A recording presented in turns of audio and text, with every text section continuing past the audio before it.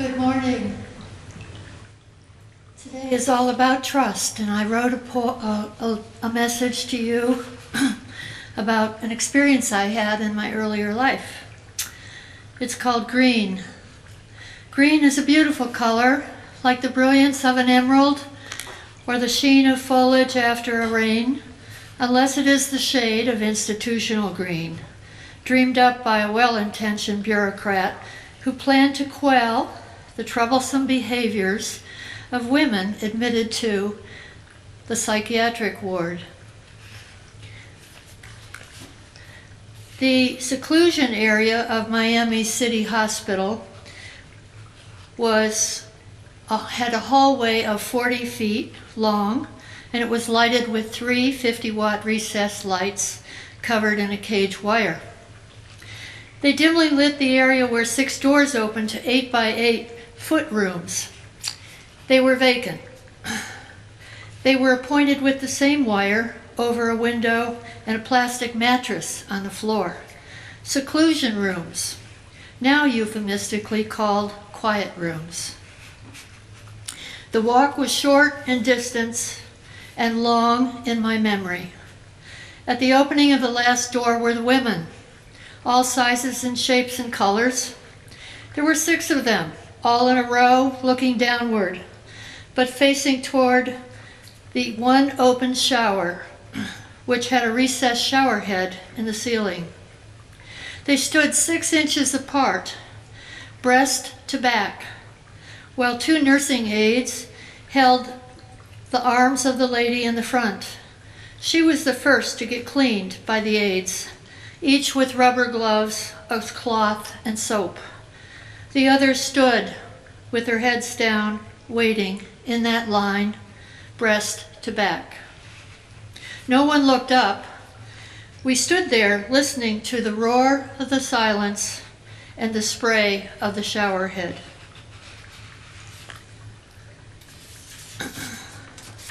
The dean of my graduate school had asked me to procure a clinical position at this facility so that the University of Miami could institute a clinical setting for the postgraduate program she was soon to start. I would become the clinical professor. The elderly director of nursing emeritus, who was showing me the ward, seemed not to notice the putrid color and the markings along the walls and the small chips of lead paint dropped on the highly polished rubber linoleum floor. She was showing me the place where I could experience my first job of my career. After subsequent discussion with her staff, she offered me the job of the medicine nurse, giving me the responsibility of delivering dangerous medicines to 400 patients who I would not know throughout the entire psychiatric facility. I countered that offer with a place for me in a position that I could make positive change after what I saw.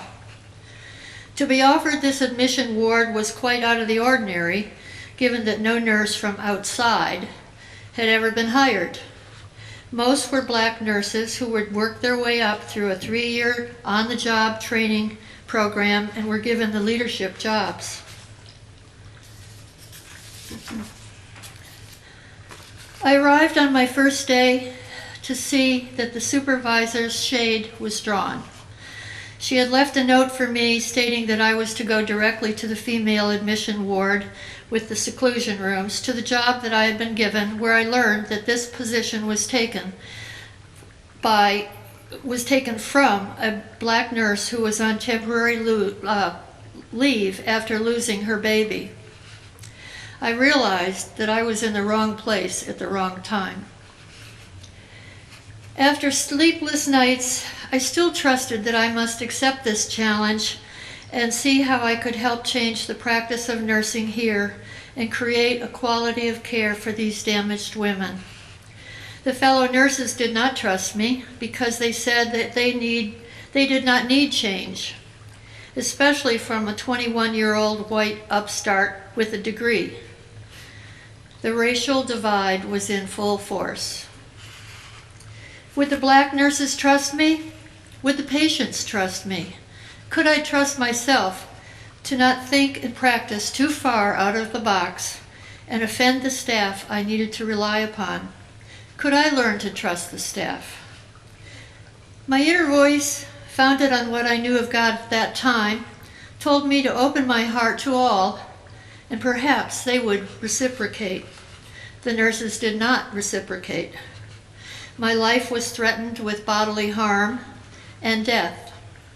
The perpetrator was relieved of his duty by the medical school, but his key to the psychiatric unit was retained by him. I lived with both fear and determination. The nursing aides were highly respectful. They loved my sense of humor, and they were thrilled to be learning. The patients trusted us. People were safe and treated with dignity. Some got better. We were a team. I remained a year and left, leaving a legacy of having mentored 2 nursing aides who began a new life in nursing school. So what did I learn? I learned to trust that I knew of God, what I knew of God at the time, to trust those black nursing aides who were grounded in life and who sincerely cared about our patients. I learned to trust my own inner spirit and use that trust to help others who did not trust. It was reaffirmed that my role in life was to help others through making progressive changes in healthcare, and that's what I have done. This is the mystery of God's presence. Please pray with me. God, give us this strength to make changes to our communities so that all are treated with dignity and love. Help us to trust that we can be a spiritual force in those who cannot trust. Amen.